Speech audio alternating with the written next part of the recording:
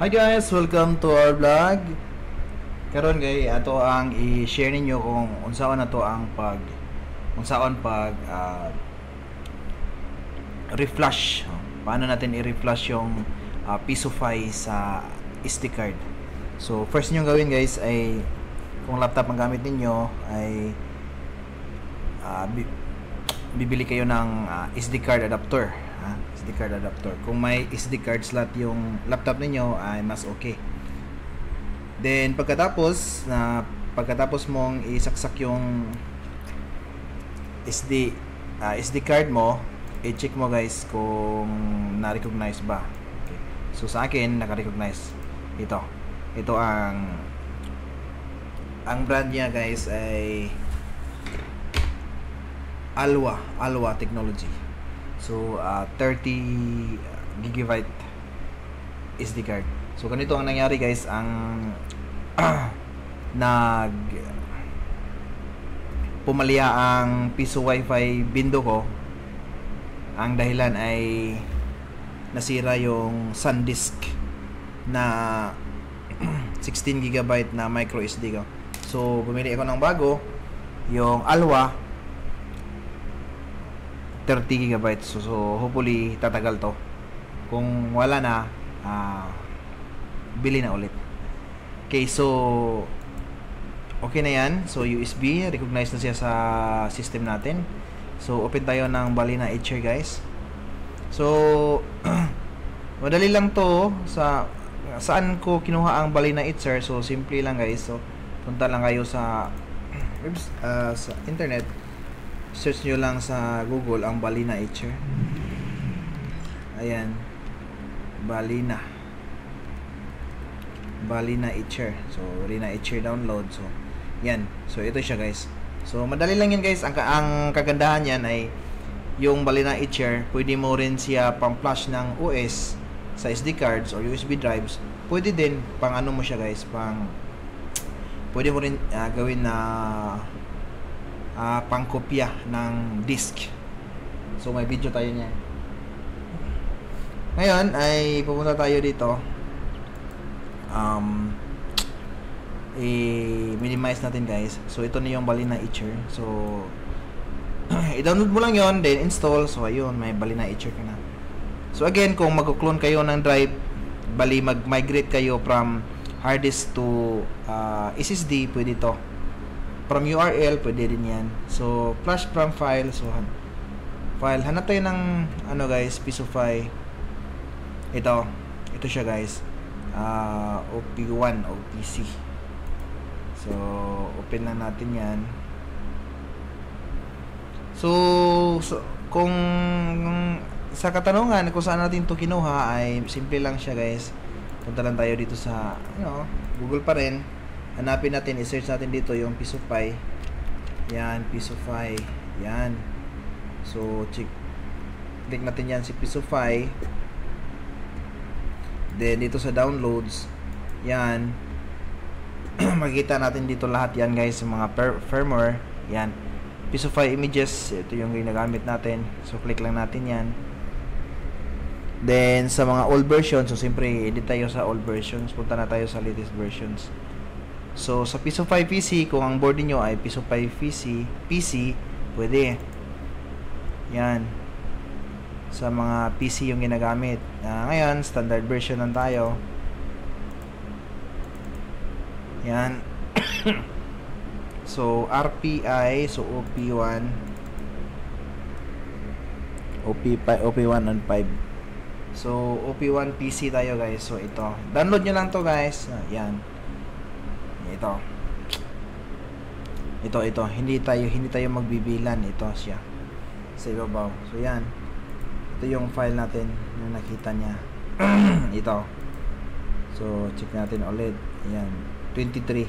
81023.zip. 81023. 81023.zip. Ito yan siya guys. So, open lang natin yan guys.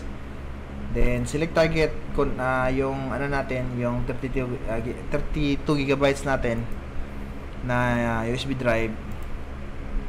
Okay. Select natin yan. 32.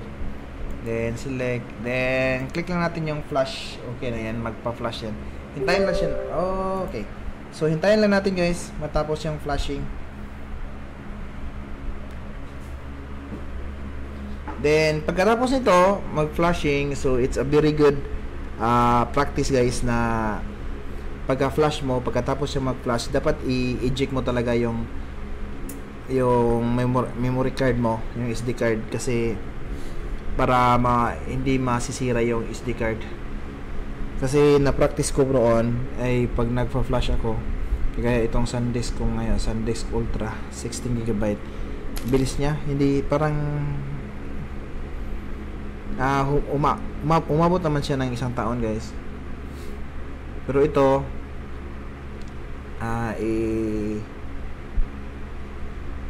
pagtanggal natin ito, i-eject talaga natin para ma-stop yung services niya guys. Hintayin lang natin yun guys.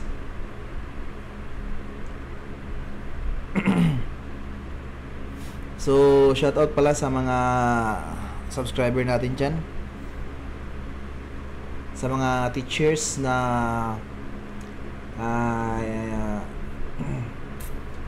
in charge sa mga e-room ni DepEd. So shout out. So ngayon nagre-record tayo ngayon sa Hilario P. Davide Senior National High School.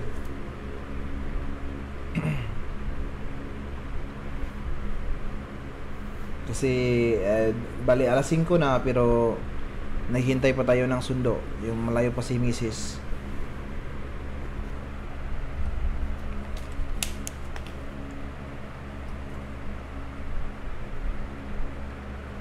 Hintayin lang natin matapos siya guys. Hindi ko na to ikakat ang video guys, kasi madali lang naman to.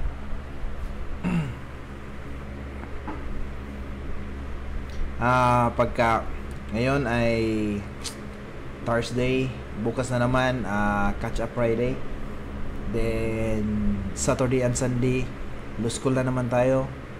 So grabe guys, grabe ang investment natin habang bata pa tayo, kasi pag matanda na wala na. So 99 validating, so hayaan lang natin yan guys, matatapos rin yan.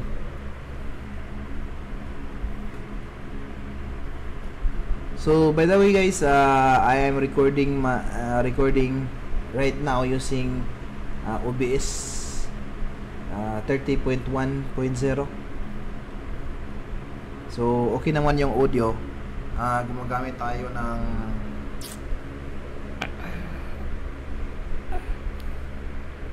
Mauno condenser microphone.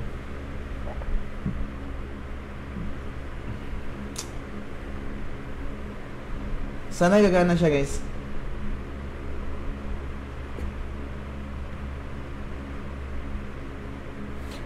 Bali napag-isipan ko, ang gusto ko na sanang gawin nito guys ay ma-migrate na ako. Magpapalit ako ng system na mag Wi-Fi na ako. Yung MikroTik ba? Yung may board, MikroTik at may board. Kaso mas matagalan ako sa pagkumpuni niyan. Sayang yung internet sa bahay. Naka-open lang yon. So swerte na mga silingan natin, mga kapitbahay. So ito siya, tapos na i-out talaga natin guys. Hindi na siya. Dito punta tayo dito sa ito. Out natin to, eject. Okay, so safe to remove hardware. So ano yan guys, so ganyan siya guys. Tanggalin ko na ang memory card.